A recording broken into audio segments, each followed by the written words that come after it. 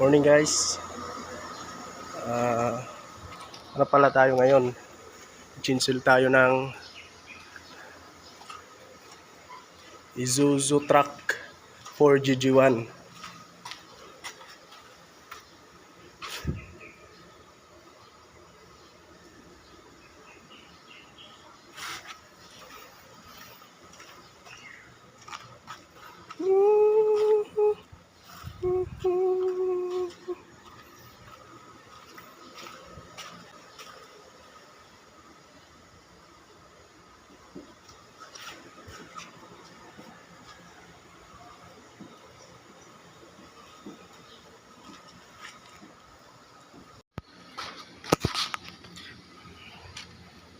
Ito pang salo ng oil. Ito, gaya ng oil.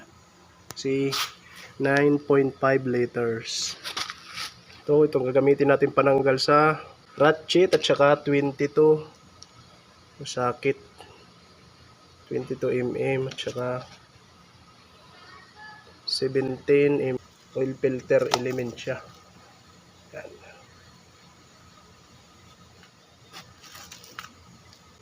Drain na tayo guys.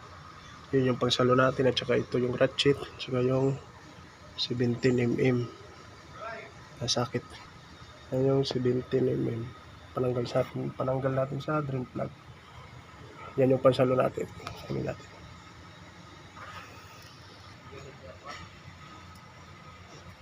Ito pala guys, ano palang paikot nito? Counterclockwise. Sa patanggal counterclockwise. Yan.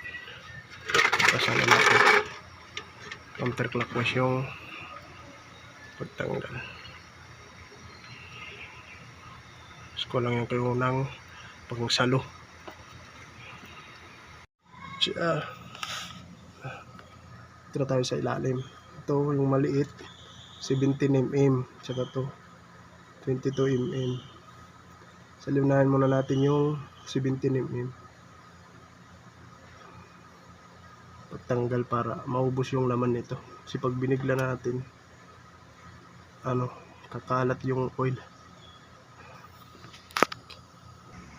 17mm. Ito muna unahin natin yung maliit.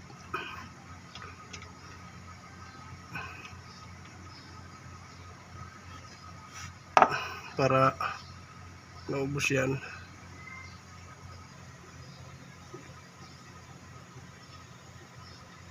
Na siya 17mm muna.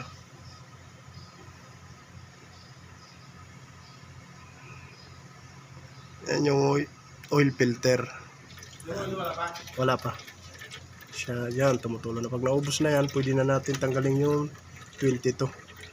Yung naman na natin 17 kasi para hindi masyadong makalat, kasi kung sabay natin tinanggalan na yung oil filter, kasi bibigyan, kasi madami yung laman ng oil filter. Kaya dito muna sa ilalim. Pag naubos na yan, pwede na. Guys, na lang, tumutulo na siya. Pwede na natin buksan tong 22. Tsaka masama na to pagtanggal, kasi yung laman na nandito wala na. So hindi na siya masyado kakalat to. Sinasalo naman siya.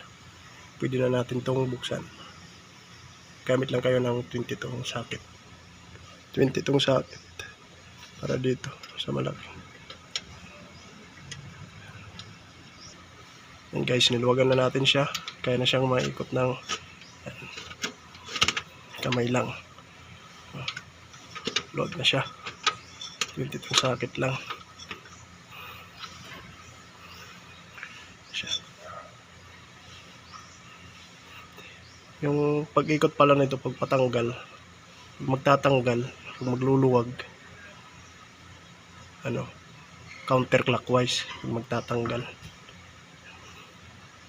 Pag paigpit naman, clockwise. Guys, kinabit ko na pala yung mga o-ring na yan. Bagong o-ring na yan. Ito, kinabit ko na rin. Tsaka dito, bago na rin. So, lagay natin, kabit natin to. Yan. Tapos, pasok lang. Ayan, pinasok na natin, tsaka yung o-ring niya. Sarap sa, maganda sana may preso talaga dito, no? Tapos yan, pasok na natin. Tapos, pasok din natin to. Sana ito. Pasok din natin to.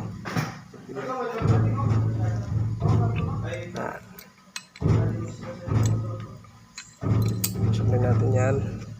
Pasok niyan. Pasok din natin tong filter niya. Yun, may ito yung bago. Pasok natin.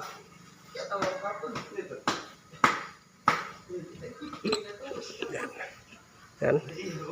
Yan na yun. Pasok na. Saka ito, itong maliit na to, bago na rin. Kabit na lang dito. Ayan.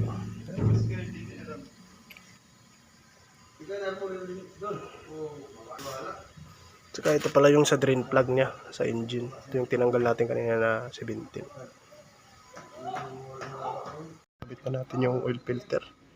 Yung 20 to.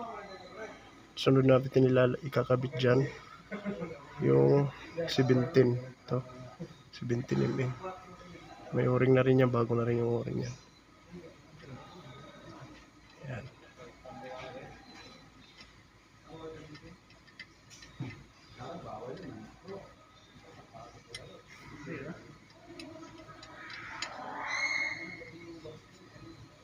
$17 mm yan. Yan. Pagigpit niyan, ano lang, malalay lang. Kunting ano lang, hindi masyado kasi baka malustrit. Sakto lang. Ito na guys, wala na siyang ano. Tingnan lang yung tulo niya. So kakabit na natin yung drain plug to. Yung 17 mm. Kabit na natin siya. So wala na po. 9.5 liters lang palang laman nito. Ito guys, nakabit na yung 17 mm na drain plug ya. Mga kapag Kabit na natin. best mo pagpapit ng gulong mo. Ito pala guys yung oil na ginamit natin. Petron RX 400. 15W40 premium multi-grade. Ano lang to siya, every 5,000 km or 3 months. Tsaka ito na rin yung ano niya, engine oil filter element. Yan yung ano niya, part number. Ito na pala siya guys, pinandar na namin. Tapos check natin kung may leak. Yung drain plug. Wala siyang leak. Okay na siya, walang leak.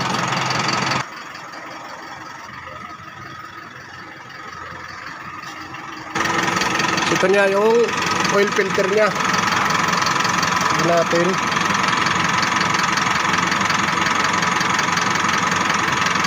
Yan. Wala naman siyang leak guys. Yun lang guys. At saka thank you for watching.